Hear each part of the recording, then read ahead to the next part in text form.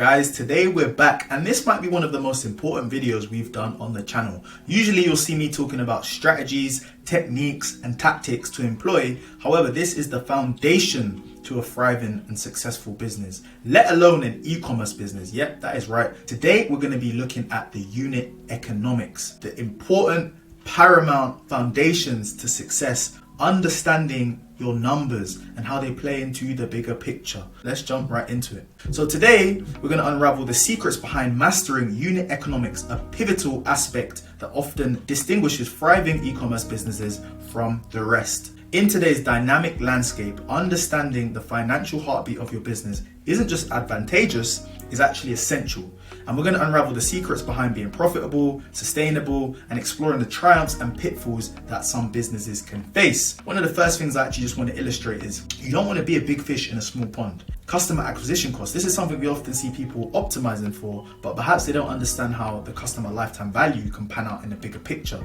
Unveiling unit economics. Before we dive in, let's just grasp the fundamentals. What exactly are unit economics? Unit economics often refers to a comprehensive analysis of the direct revenues and costs associated with a product's life cycle, from manufacturing to reaching the customer's doorstep. So by understanding the intricacies of these metrics, businesses can often craft strategies that maximize profitability while minimizing expenditures. And scaling to 8-7 figures and beyond online is imperative that you know your numbers. Of course you have to know your numbers. So essentially you're going to look at, the revenue and then the cost. Selling your product and then the cost associated to you creating your product, and understanding how you can maximize for the profitability and understanding your numbers. This is huge. A lot of people think that just running Facebook ads is going to save their business, but when they don't understand the unit economics, how can you understand how you can be profitable? Because you don't know how much you can actually spend to acquire a customer. How much can you spend to acquire a customer? You don't know. You're spending money on ads, but when you really break it down, you could be running your business at a loss and you don't even know it. What is the profit reserve concept? This is something that I've actually coined myself to articulate and break down the importance to clients and even potential prospects a lot of the time, because they just don't understand this. I feel like the education around the unit economics is the basis to thrive in the online marketing space. So let's begin. What I like to call the profit reservoir concept. This is a critical tool for us to determine the potential profitability of a product. So think of it like a reservoir filled not with water, but potential profits that you can then pour into acquiring new customers. Again, if you don't know this, how are you going to be able to acquire them? So there are various factors, including manufacturing costs, shipping costs, packaging, that determine the depth of this reservoir. Ultimately, the goal is to have a reservoir brimming with profit margin to allow generous budget to customer acquisition costs. So how do you want your reservoir to look? Do you want it to be full like this? Or do you want it to be an arid, dry landscape where you can't actually spend money to acquire new customers? And that's when you can often get stuck because you don't understand the numbers. Imagine you got the perfect product, great, but how much should you ideally spend to get a customer to purchase it? Here's where your understanding of the profit reservoir comes into play, because once you can actually account for individual costs, that's when we can arrive at the concept of the profit reservoir. This terminology essentially represents the financial cushion that you have that can be allocated to advertising endeavors, your customer acquisition costs, and fundamentally shape your customers' acquisition strategies. Because once you know, okay, you've got your cost of goods, then you've got your shipping, logistics, and things of that nature. We're going to break it all down below. Once you understand this, now you know how much you can pay to acquire a customer. That means if you spend anything more than this, okay, for that immediate transaction on the average order value, you're at a loss. It's essentially money that you can safely pour into customer acquisition after subtracting the cost of goods and delivery for the product's price. So companies like ASOS and Amazon, they continuously refine their customer acquisition costs, and that's how they're able to ensure sustainable growth. When you look at some of the big players, they've got teams of data analysts that will literally spend their whole day, week, their whole life is based around understanding these numbers and how they pan out in the bigger picture. At the start, this may not be viable for you, or you may not understand it, or no one's ever explained it to you. So this is why I'm here to help you go through it today. I've been doing a lot of boxing recently, and I've also been doing yoga, so I can stay flexible, and it's actually a good way to relax my mind when I'm not working. So today we're actually going to look at layers behind the $100 yoga mat. Since I've been doing yoga, I got a new yoga mat. It wasn't quite $100, but there are tons of different priced yoga mats. You can easily find yoga mats in excess of, $200, but we're just going to use $100 as an example, and this is going to be like a case study that we can break down and create and go through. So picture this: a neatly packed yoga mat arrives at your doorstep. As you eagerly unbox it, have you ever wondered about the intricate journey it's taken before landing in your hands? So this was actually a thought exercise that I employed where, I went on Amazon, I ordered my yoga mat, and I was thinking about the different steps. So I was like, okay, why does it cost this much? How much margin is in there? And I broke it down, and we're going to reverse engineer it today. And we're going to use 100 because it's a round figure, but we can actually break down the process. And this is something that not a lot of people actually consider. So as you step into the world of e-commerce, we've got to consider these journeys. So let's consider the journey of the yoga mat from manufacturing to the customer or my living room. Every product carries a story and cost behind it. So let's begin with manufacturing. Our yoga mat, for instance, begins its journey with raw materials. You've got the production, machinery, labor. This is the manufacturing step. Then you've got shipping. It travels vast distances, incurring logistical costs, fluctuating fuel prices. This is all a part of it. So you've got the raw materials, then you've got it getting shipped around, and then you've got the picking and packaging once it's at the warehouse. Then there's a fee associated with selecting the right product, wrapping it, boxing it. Some of you may have 3PLs. For Amazon's instance, they've got their own facilities. And then you've got the delivery, the last leg. Okay, now it needs to get to the customer's doorstep, etc. So this is a story. This paints a picture. I went online and just clicked a button and paid, but this is the process it went through from start to finish. So unveiling the unit economics. Let's really break this down. We're going to look at variable costs and contribution margin. Don't get worried. It's quite simple once you understand it. So just follow along. So to deeply comprehend the profit reservoir concept that I like to use with my clients, let's dissect the unit economics behind our yoga mat. We've got a yoga mat, is retailing at $100. We're going to look at the sort of contribution margin. Now the contribution margin, what it equals is the unit's revenue minus the cost. So how much did they charge for it and how much did it cost to make? And then this is the contribution margin, the leftover that's made on this product. Simply think of it like this, okay? So you got your cost of goods. Let's say the cost of goods amounts to $25. This is quite high, but we're just going to use it as an arbitrary example. You've got your raw materials, perhaps that's $15. This is a bamboo premium eco mat, $15. Then you've got the labor cost to put this together. Then you've got additional overheads, factory lighting, etc. Now we've got logistics, shipping, handling, warehouse. Under this is our transportation, that could be $6. Then we've got to get it to our warehouse, 3PL, and there could be a handling fee of $2. That means, stocking it away. Then you've got your payment processing. When I go online, if I go on a Shopify store, usually it's going to be around 2%, that's $2. Then they're shipping to the customer. So you've got picking it from the shelf, warehouse and logistics, and then you've got your shipping cost incurred. Then also you might have to factor in a return. Let's just average this out. Let's say your return rate is 10%. We're going to use the return in this example as I'm not going to be happy with it. But the conclusion is your profit reservoir after all of these costs is $45. So what we'll be able to figure out is essentially what they call in microeconomics, the contribution margin, but I like to call it the profit reservoir because it's a bit more creative and it seems less formal and rigid. I like to really paint the picture. So imagine what your profit reservoir is. You've got what your product retails for and the amount that's left over that allows you to then spend money on new customers. And also you have to factor in your profit. So this is excluding any marketing spend. Let's just say I found this. So this breakdown showcases the orchestrated efforts and costs involved in each step, ultimately determining the profitability margin. So after costs, what is left? You retail at X price, $100. You go through all of these steps. You've got the manufacturing, cost of goods, shipping, payment fees, this.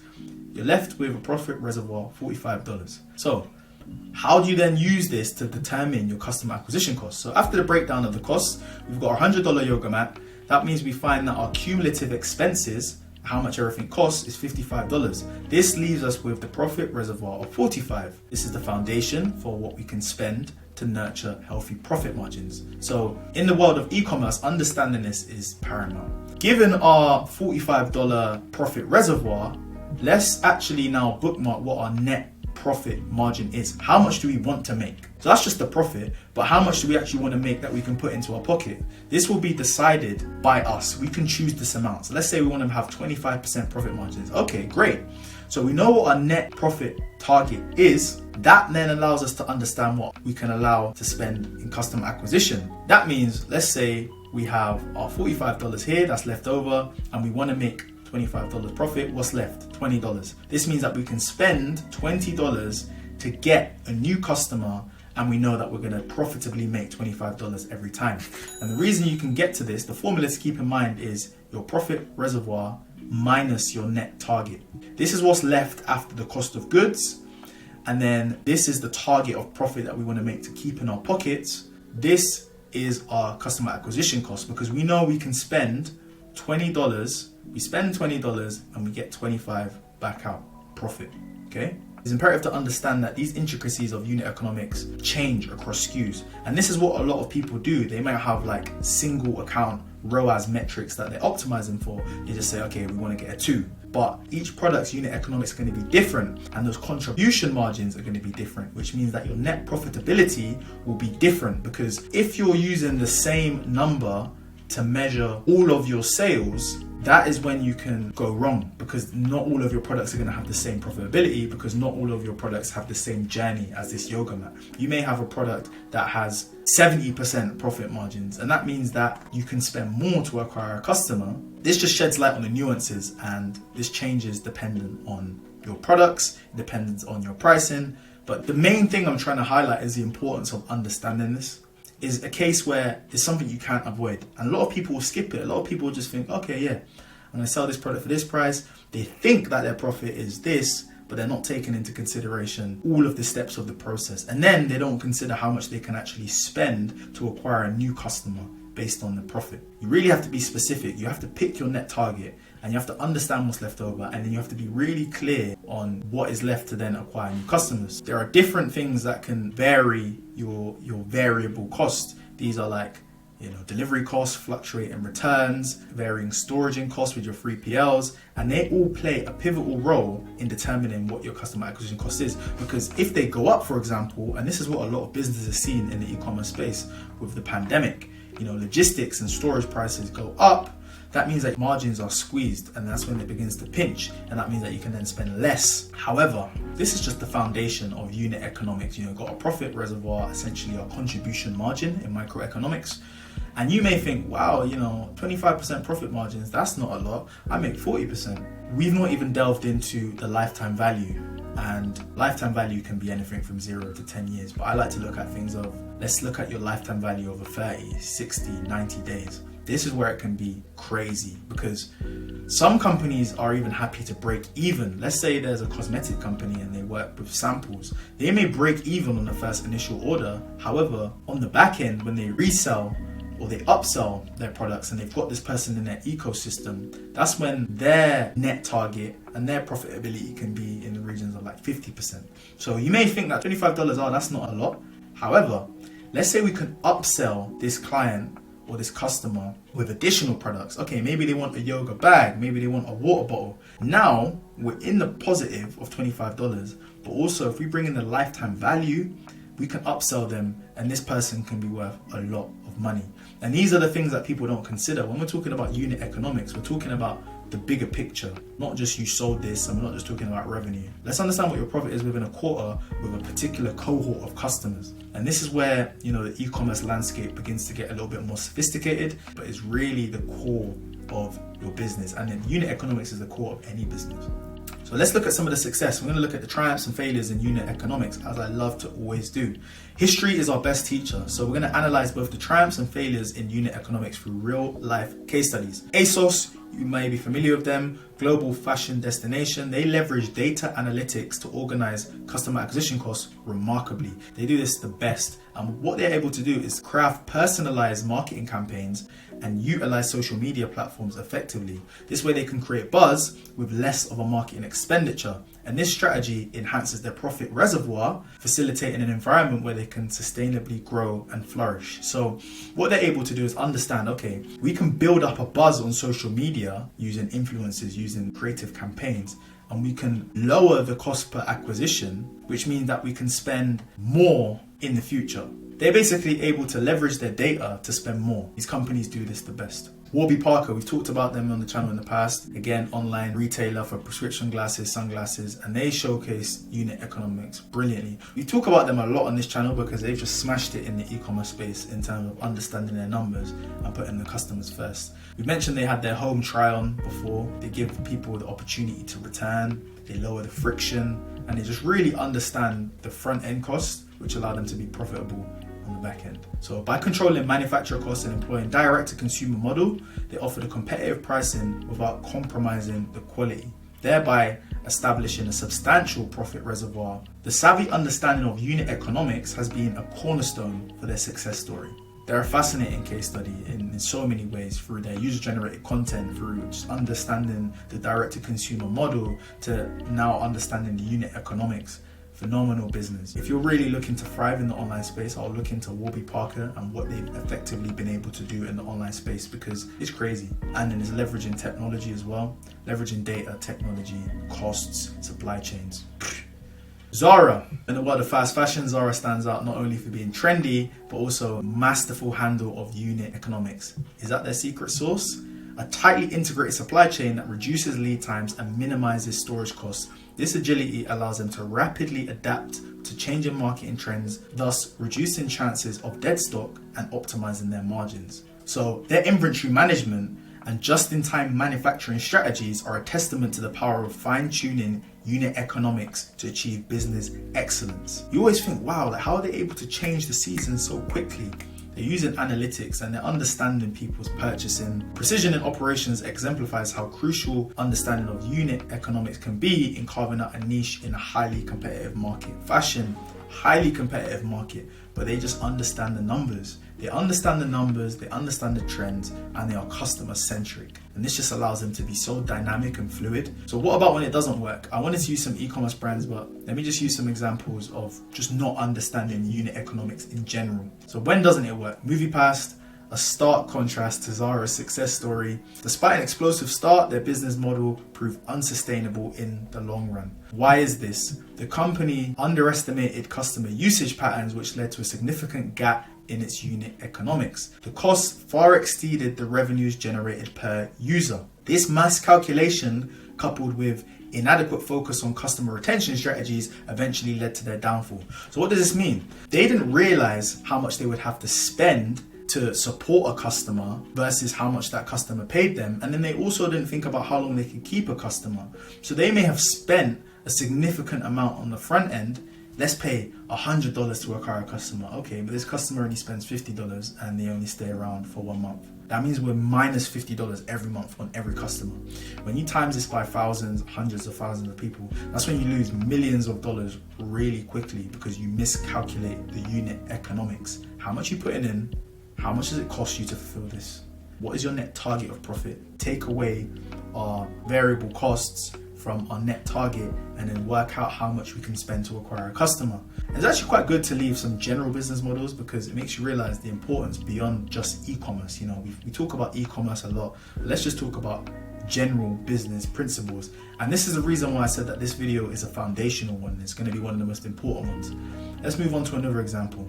Kodak, once a giant in the photography industry, failed to adapt to a digital transition, leading to escalated manufacturing costs, and they clung on to traditional methods. We've got a whole video on the channel about traditional versus digital, and this is an example. Some of the younger generation, they're not even familiar with film, so they're probably thinking of Kodak Black. We're not talking about Kodak Black the rapper, we're talking about the once giant in the photography space. So this miscalculation in their unit economics significantly dwindled their profit reservoir, eventually plunging them into financial hardships.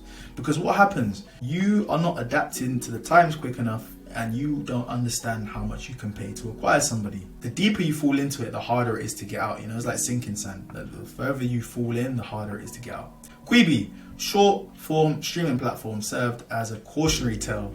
So despite the massive investment, content, significant initial buzz, the platform couldn't sustain its business model. Why? The downfall was primarily due to overestimating the customer lifetime value and subsequent overspending on customer acquisition. Again, you're spending this amount of money up front. How much does this person spend after 30 days? How much do they spend after 60 days? How much do they spend after 90 days?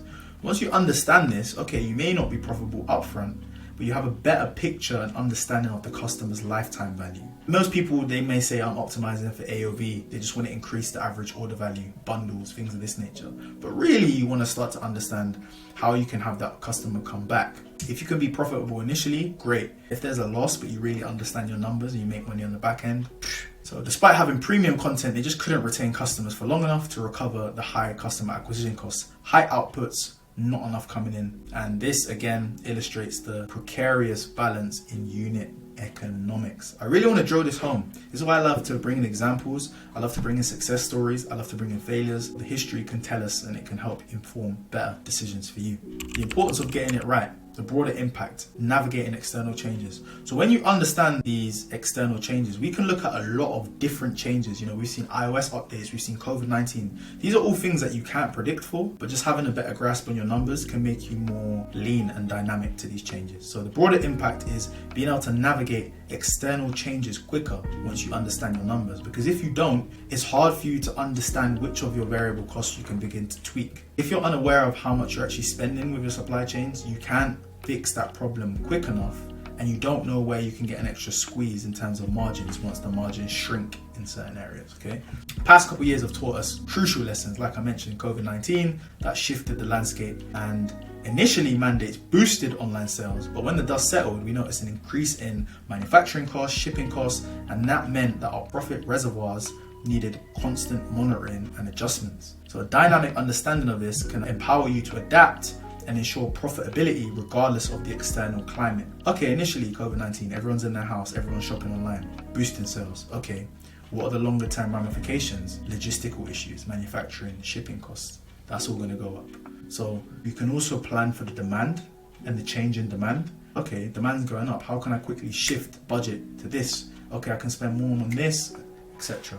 An example of this, Peloton rapidly capitalized on increased demand for home workouts, offering competitive subscription packages, integrating a seamless customer experience from purchase to virtual classes. The reason they smashed this, and people don't understand, they just think, oh, Peloton, yeah, home workouts. The real gem is in the subscription model. And you're gonna see this increasing, you know, you're gonna see hardware coupled with software. You're gonna see things such as rings sold with a subscription model. Why is that? They might lose money on their machines, how much it costs for them to manufacture it, but they're going to reap it back with the subscription models they give you because they understand the importance of them working in harmony together. So how can you think about auxiliary products that you can serve alongside your product, or how can you implement software potentially into a hardware source?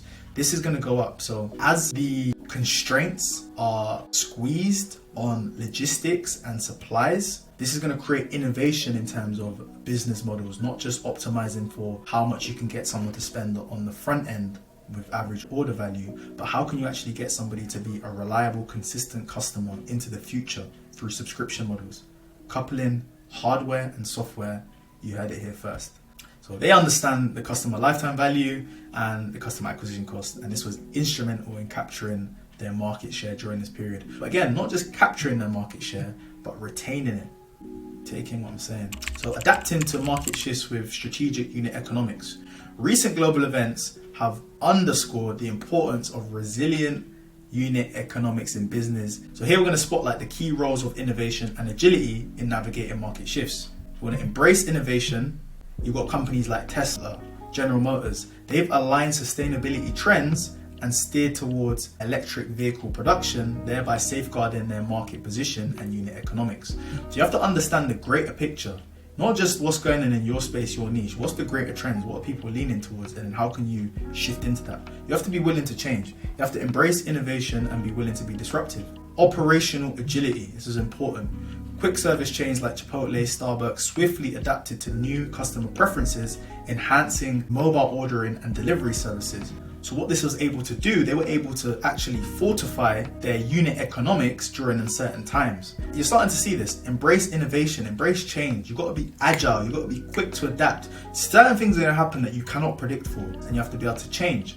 So they were able to change during uncertain times and weather these storms. Again, these guys have big budgets and they have facilities to be able to change things, etc., etc. But success leaves clues. If they're able to do it, there's going to be some elements you can pull out and insert within your business. Harnessing digital transformation, again, is centered around change. Firms such as Adobe, they leverage digital transformation to streamline operations and bolster customer retention, illustrating a successful pivot in their business, again, backed by sound unit economics. They understood the digital transformation, people are at home, boom, customer retention, subscription models. You need Adobe Illustrator, you need this, you need to stay at home. Your potential to earn income while at home or working remotely is going to be based on these subscriptions. Rather than selling you a one-off package, how can we have you locked in, harnessing it? Again, we've got a supply chain resilience. The focus on supply chain resilience has allowed Procter & Gamble to sustain a healthy profit reservoir.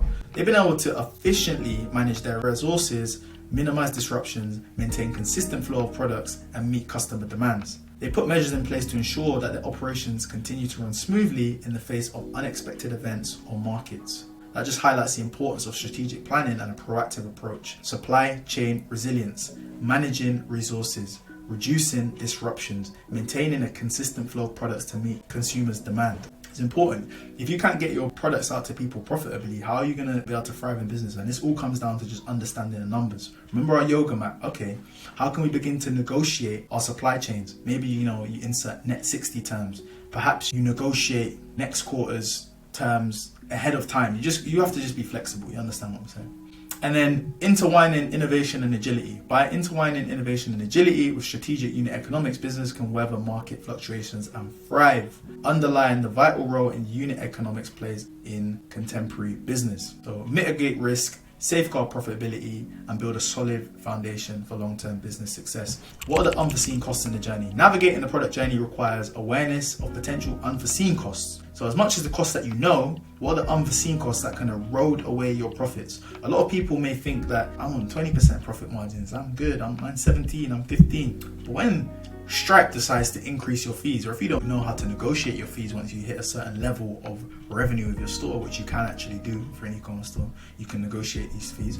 That can then begin to dig into your profit margins and is noticeable. When it's in the seven figures, 2.7% versus 2.1% makes a difference. Quality control, ensuring adherence to industry standards can incur additional costs. If you have to meet certain standards, things have to be tested at a certain level. Perhaps you're a manufacturer of car seatbelt products, or these things have to be tested. Additional costs. Currency fluctuations, huge. Global sourcing can witness unexpected variations in costs due to currency fluctuations. You've got to understand this. Tariffs and duties, again, you can get something landed in a country and be slapped with a fee and think, wow, I didn't know how to pay this. You have to understand the markets you're operating in. And if you want to operate in a new market, partner with somebody that at least can educate you on the costs. Certain people may be trying to operate in Europe, but they may not understand the nuances between operating in the United Kingdom and operating in Belgium. Things such as Brexit, changing laws and legislation in the UK. How's that going to affect your business? How's that going to affect your grounded costs once you land that? How is that going to affect your 3PLs and your logistics? These are things to consider. Then you've got seasonal variations. Raw materials and logistic costs might vary seasonally, and these will impact your unit economics. So storage at particular times of the year, delivery at particular times of the year. When you see increased demand, you're likely going to see increased price. Can you forecast for this? Can you plan? What does your calendaring look like? We made a whole video on calendaring and understanding the different peaks of revenue in the year and how that can correlate to certain events. How can you manufacture events? How can you structure things around product releases when maybe demand's lower and hence affecting your profitability? After service, what happens once you've sold a product? It's not done. What if they have a problem? What if they need to return it? What if they have warranty claims? These are things that come into owning a business. Then you've got supply chain disruptions. Being mindful that these factors are crucial in terms of maintaining a resilient reservoir, your profit, your cushioning that can hedge you against market volatility and unexpected expenditures. Understanding these variables, understanding what your numbers are, understanding how the bigger picture can play into it, and I want to give you actionable steps of how you can actually hedge against this and protect yourself. So again, mastering unit economics is akin to constructing a resilient fortress around your business. E-commerce is more than just selling online. It's about understanding the intricate dance of numbers behind each product. Remember, I spoke about specific SKUs. It's about being prepared, adaptive, responsive to the market changes and potential opportunities. It's not just about it will be a negative. There are potential opportunities, and if you're in place, again, the formula for success when preparation meets opportunity. Preparation x opportunity equals success. Are you prepared for opportunities when they present themselves? This is all important. Mastering unit economics is akin to holding a map in a vast e-commerce landscape, but also a vast business landscape. For myself, I need to understand sometimes the numbers behind acquiring a customer, acquiring a client, the budget to allocate towards a project. A lot of this goes deeper than just, it's social media management or, this advertising campaign. We encourage you to critically evaluate and fine tune your unit economic strategy, particularly if you're an e-commerce business, or perhaps you're not, perhaps you're another agency owner and you just find it interesting. Perhaps you can implement this for your clients and align it with the market's pulse. So finally, parting words. If you're an established e-commerce business, you're looking to take things to the next level with a trusted growth partner, be sure to book in a call with a member of my team or myself, and we will see if we can steer you in the right direction. I hope you found this useful. Let me know your thoughts. What do you think about unit economics and how are you implementing it into your business? Until next time.